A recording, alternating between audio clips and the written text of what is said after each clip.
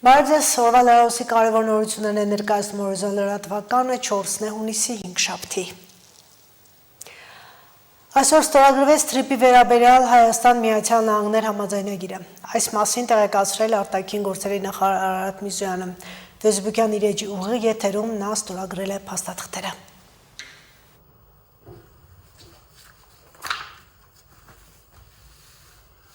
Սիրելի քաղաքացիներ, վայրկյաններ առաջ ձեր աչքի առջև ես ստորագրեցի TRIP-ի վերաբերյալ Միացյալ Նահանգներ Հայաստանի Հանրապետություն շրջանակային համաձայնագիրը։ Հիշում եք, օրեր առաջ այն նախաստորագրվել էր իմ եւ ԱՄՆ պետքարտուղար Մարկո Ռուբիոյի կողմից մայիսի 26-ին, ընդամենը օրեր առաջ իր Հայաստան կատարած այցի ընթացքում եւ հիմա ահա պետքարտուղար Ռուբիոն իր ստորագրություններն է դրել համաձայնագրի տակ եւ ուղարկել է, առաքվել է փաստաթուղթը Հայաստան եւ այժմ արդեն ես էլ հայկական կողմի ստորագրությունները դրեցի, սրանով հերավար ստորագրման գործընթացը ավարտված է եւ համաձայնագիրը պատրաստ է վավերացման։ Եվրամիություն հարատապ կերպով Հայաստանին է հատկացնում ավելի քան 50 միլիոն եվրո։ Այս մասին հայտարարել է Եվրահանձնաժողովի նախագահ Հայաստանի վարչապետի հետ հեռախոսազրույցից հետո։ Ուրսուլա ֆոն դեր Լայենը հայտնել է նաև, որ Հայաստանից 10,000 ծաղկից բաղկացած խմբականակը վաղը կհասնի Լատվիա։ Հունիս ամսվա ընթացքում ջերմատնային արտադրության լոլիկ, պղպեղ, ելակ եւ ծաղիկ արտահանող տնտեսվարողներին կտրամադրվի փոխհատուցում այլ երկրների շուկաներում մրցունակություն ապահովելու համար։ Կառավարության նիստում այսօր հաստատվել է պտուղ բանջարեղենի եւ ծաղիկների արտահանման աջակցության միջոցառումը։ Կառավարությունն այս քայլին է դիմում Ռուսաստանի կողմից կիրառվող տնտեսական սահմանափակումների ֆոնին։ Արտահանվող որոշ հիմնական ապրանքային խմբերի նկատմամբ սահմանվում է արտահանված ծավալի համար փոխհատուցում հետևյալ սահմանաչափով։ Ելակի յուրաքանչյուր 1 կիլոգրամի համար 770 դրամ, լոլիկի յուրաքանչյուր 1 կիլոգրամի համար 275 դրամ, պղպեղինը 400 դրամ եւ ծաղկի յուրաքանչյուր 1 հատի համար 37 դրամ։ Այս ծրագրից կարող են օգտվել Հայաստանի Հանրապետության ռեզիդենտ համարվող իրավաբանական անձիկ, անհատ ձեռնարկատերերը կամ ֆիզիկական անձիկ, որոնք Հայաստանի Հանրապետության տարածքից 2026 թվականի հունիսի 1-ից մինչև հուլիսի 1-ը իրականացրել են արտադրանքի արտահանում։ Ծրագրի շահառու դառնալու մեխանիզմն ավելի պատկերավոր լինելու համար ներկայացնեմ, որ նշված ապրանքների արտահանումն իրականացնելուց հետո փոխհատուցման ստացման նպատակով տնտեսավարող սուբյեկտը դիմում է էկոնոմիկայի նախարարություն ներկայացնելով ապրանքի տարանցման հայտարարագրերը կամ արտահանման ապրանքի հայտարարագրերի պատճենը, ինչպես նաև հաշվարկային փաստաթղթերը դա նույն հաշիվ ապրանքագրերն են։ Սույն որոշման նախագծի ընդունումը հնարավորություն կտա դիվերսիֆիկացնելու արտահանման շուկաները, որը կնպաստի կազմակերպությունների բնականոն գործունեության ապահովմանը։ Արտահանման դինամիկայի վերլուծությունը պարոն փոխվարչապետ ցույց է տալիս, որ այս ծրագրի շրջանակում հունիս ամսվա ընթացքում կարտահանվի ավելի քան 4250 տոննա բանջարեղեն եւ ելակ, ինչպես նաեւ շուրջ 10 միլիոն հատ ծաղիկ։ Նշեմ, որ այս աջակցության միջոցառման ժամկետը սահմանված է 1 ամիս, ըստ անհրաժեշտության այն վերանայվելու սկզբունքով։ Առանձին գործընկերների հետ այս պահին աշխատում ենք նաեւ իրենց կողմից ներմուծման դեպքում, որ մաքսային որոշակի արտոնությունների շուրջ համաձայնության գալու ուղղությամբ, սա իհարկե մեր արտադրողներին եւս կգա օգնելու եւ նաեւ նոր շուկաներ գտնելու եւ հետագայում արդեն ավելի, այսպես ասած, կանոնավոր հիմքերի վրա այդ շուկաներ մատակարարումները ապահովելու համար։ Հայկական արտադրանքի նկատմամբ Ռուսաստանի կիրառած միջոցառումները սովորական վերահսկողական գործընթացի մաս են եւ չեն նշանակում ներմուծման սահմանափակումների կիրառում։ Այս մասին հայտարարել է Ռուսաստանի Դաշնության փոխվարչապետը։ Ալեքսեյ Օվերչուկի խոսքով նման իրավիճակներ պարբերաբար տեղի ունենում են։ Նա ընդգծել է, որ նոր բերքի ստուգումները նպատակ ունեն պաշտպանել սպառողներին եւ կանխել հնարավոր ռիսկերը։ Հիշեցնենք, մայիսի 30-ից սահմանափակումներ են լոլիկի, վարունգի, պղպեղի, կանաչեղենի եւ ելակի ներմուծման նկատմամբ, իսկ հունիսի 2-ից բալի, կերասի, ծիրանի, սալորի, դեղցի, նեկտարինի, խաղողի եւ կարտոֆիլի նկատմամբ։ Ռուսաստանի նախագահի հատուկ ներկայացուցիչ Բորիս Տիտովն էլ հայտարարել է, թե Ռուսաստանի հետ տնտեսական կապերի խզման դեպքում Հայաստանը կարող է բախվել տնտեսական դժվարությունների, իսկ ռուսական շուկայում հայկական արտադրանքի մի մասը կարող է փոխարինվել ադրբեջանական արտադրանքով։ Նրա խոսքով հնարավոր ազդեցությունը կարող է զգացվել ինչպես էներգետիկայի, այնպես էլ պարենային շուկայի ոլորտներում։ Հայաստանի համար էներգակիրների գները կարող են մոտենալ եվրոպական մակարդակի, իսկ ներքին շուկայում պարենամթերքի գները կարող են աճել, ասել է նա։ Շուրջ 70 միլիարդ դրամի շրջանառությամբ ռազմաարդյունաբերությունն այսօր Հայաստանի տնտեսության աճի կարևոր ուղղություններից է։ Ոլորտի ներուժն ու ձեռքբերումները ներկայացրել են Կարեն Դեմիրճյանի անվան մարզահամերգային համալիրում առաջին բարձր տեխնոլոգիական ցուցահանդեսի ժամանակ։ Գիտություն, միտք, ճարտարագիտություն, նորարարություն և անվտանգություն մեկ հարթակում։ Մարզահամերգային համալիրի թե ներսի և թե դրսի այս հատվածներում ներկայացված են հայկական ռազմաարդյունաբերության վերջին ձեռքբերումները, անօդաչու համակարգերից մինչև կապի և կառավարման տեխնոլոգիաներ։ Ցուցահանդես ֆորումին մասնակցում են հայկական 40 ընկերություններ, ցույց տալով, թե ինչ ճանապարհ է անցել ոլորտը վերջին տարիներին և ապագայի ինչ ներուժ ունի։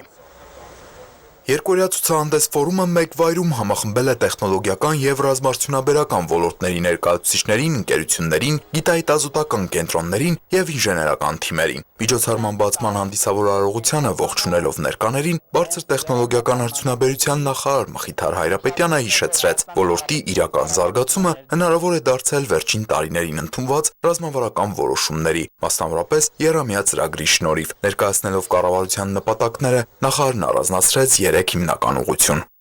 Առաջինը եւ որ ամենակարևորն է, Հայաստանի Հանրապետության կառավարությունը որոշեց ունենալ հայրենական ռազմական արդյունաբերության համալիր ու զարգացած ոլորտ, որպեսզի այն սնուցի զինված ուժերին, տեխնոլոգիական առաջընթաց, նորարարական առաջընթաց ապահովելու Հայաստանի Հանրապետության զինված ուժերին, Հայաստանի Հանրապետության բանակին։ Երկրորդը նոր տնտեսության սեգմենտի ձևավորումն է, ռազմաարդյունաբերությունը դարձնելով տնտեսության նոր և արագ զարգացող ճյուղ։ Եթե մի քանի տարի առաջ պաշտպանական տեխնոլոգիաների ոլորտում պետության ներդրումների արդյունքների մասին խոսում էին հիմնականում ապագայի տեսանկյունից, ապա այսօր արդեն խոսում են կոնկրետ թվերով։ Ռազմական արդյունաբերությունը այսօր շուրջ 70 միլիարդի հասնող շրջանառություն է ձևավորել տնտեսության ներսում։ Երրորդը գիտության զարգացումն է պետական պատվերների միջոցով կիրառական գիտական արդյունքների նկատմամբ արդյունաբերական պահանջարկի ձևավորումը, ինչը նպաստում է գիտության և շուկայական տնտեսության փոխկապակցվածության խորացմանն ու գիտություն-արդյունաբերություն կապի ամրապնդմանը։ Հայրապետյանի խոսքով նախորդ ամիս ռազմաարդյունաբերական 3 ընկերություն արդեն արտահանել է ռազմական նշանակության արտադրանք 2 տարբեր մայրցամաքներ։ Այսպիսով հայկական ռազմաարդյունաբերական ընկերությունները ոչ միայն ապահովում են երկրի պաշտպանունակության ամրապնդումը, այլ նաև դուրս են գալիս արտաքին շուկաներ, կնքելով տասնյակ միլիոնավոր դոլարների գործարքներ տարբեր մայրցամաքների երկրների հետ։ Ոլորտի ներկայացուցիչները վստահեցնում են, սա երկար ճանապարհի միայն սկիզբն է։ Բանակի ձեռքբերումները 2018 թվականին նկատմամբ տասնյակ անգամներով, նույնիսկ հարյուրավոր անգամներով ավել են հիմա։ Արամազդ, Միր, Լուսան, Շանտ, Ատլանտ, Որոտ, Աղեղ եւ այսպես շարունակ։ Հայրենական արտադրության զինտեխնիկան նաև հայկական անուններ ունի։ Գերժամանակակից այս զրահապատ տեխնիկան օրինակ դեռ անուն չունի, բայց հեղինակների վստահեցմամբ բազմաֆունկցիոնալ է ու հուսալի։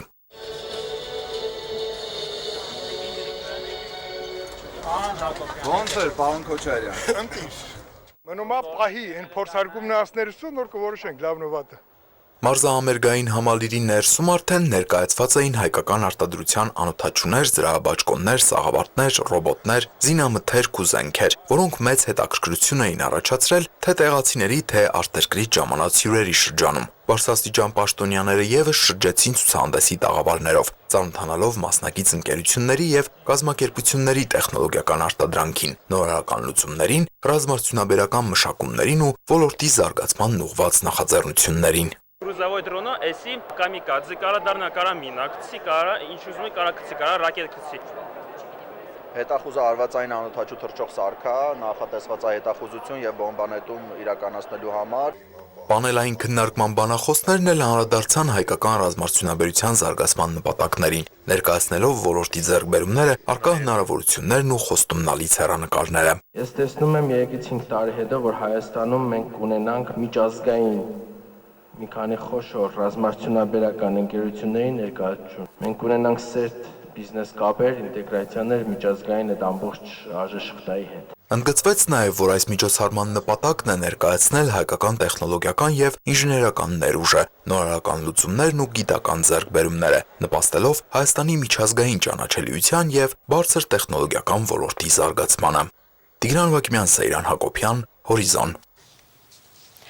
Գործադիրն ընդունել է 2026 թվականի ամառային զինակոչ հայտարարելու եւ զորացում կատարելու մասին որոշում։ Ըստ այդմ հունիսի 8-ից մինչև օգոստոսի 15-ը ներառյալ հայտարարվել է պարտադիր զինվորական եւ այլընտրանքային ծառայությունների ամառային զորակոչ։ Որոշումը նախատեսում է զորակոչի շրջանակներում զինված ուժերի համալրման ժամկետը սահմանել 2026 թվականի հունիսի 29-ից մինչև օգոստոսի 15-ը, իսկ պարտադիր զինվորական ծառայություն անցած զինծառայողների զորացումն իրականացնել հունիսի 24-ից մինչև օգոստոսի 15-ը ներառյալ։ Միացյալ Նահանգների ներկայացուցիչների պալատը, որը գլխավորում են հանրապետականները, երեկ հաստատել է բանաձև, որը կոչ է անում կանխել նախագահ Թրամփի կողմից Իրանի դեմ պատերազմը շարունակելու հնարավորությունը։ Բանաձևն արտացոլում է նրա կուսակցության անդամների շրջանում աճող մտահոգությունը 3 ամիս տևած հակամարտության վերաբերյալ։ Չնայած պետքարտուղար Մարկո Ռուբիոյի հավաստիացումներին, թե Թեհրանի դեմ ամերիկյան ռազմական գործողություններն ավարտվել են, բանաձևն ընդունվել է 215 կողմ 208 դեմ ձայների հարաբերակցությամբ։ Կողմ քվեարկել են բոլոր դեմոկրատներ, ինչպես նաև հանրապետական կուսակցությունից 4 ներկայացուցիչ։ Փաստաթուղթը պետք է քննարկվի նաև Սենատում, որը նույնանման նախագիծ ևս շրջանառում է։ Երկու պալատների կողմից ընդունվելուց հետո նախագահը պետք է ստորագրությամբ հաստատի այն, բայց ակնկալում է, որ Թրամփը կարող է վետո կիրառել։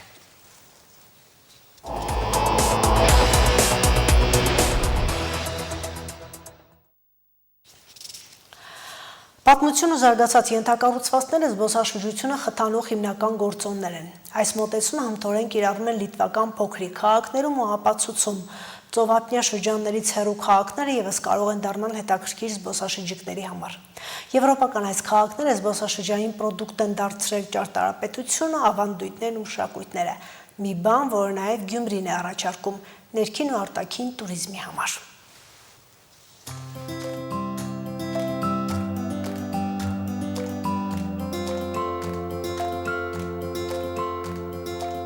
Լիտվայի մայրաքաղաք Վիլնյուսը բոլոր ժամանակներում մշակույթների, ավանդույթների եւ կրոնների խաչմերուկ է համարվել։ Այստեղ գործում են կաթոլիկ, լյութերական, ուղղափառ ու հրեական եկեղեցիներ։ Մշակութային ու կրոնական բազմազանությունը, ճարտարապետությունը այս երկիրը գրավիչ են դարձնում զբոսաշրջիկների համար։ Վիլնյուսի մայր տաճարը կամ Սուրբ Ստանիսլավի եւ Սուրբ Վլադիսլավի տաճարը այն վայրերից մեկն է, որը տեսնելու համար են գալիս զբոսաշրջիկները։ Այստեղ է գտնվում նաեւ Քրիստոսի պատանքի կրկնօրինակը, այն գտնվում է հատուկ կապելայում, որը ստեղծված է որպես խորհրդանշական տարածք նվիրված Սուրբ Պատանքին։ Безусловно, кафедральный собор – главное место, связь с Ватиканом напрямую или косвенно. Մայր տաճարը Վիլնյուսի գլխավոր կառույցն է, որը ուղղակի կամ անուղղակի կապ է պաշտպանում Վատիկանի հետ։ Մենք Եվրոպայի վերջին հեթանոց երկիրն ենք եղել, որն ընդունել է քրիստոնեություն։ Մեր երկիրը բազմազգ է, օրինակ հրեաների համար Վիլնյուսը համարվում է հյուսիսային Երուսաղեմ, թաթարների համար Լիտվան երկիր է, որը հարգում է նրանց կրոնական ու մշակութային իրավունքները։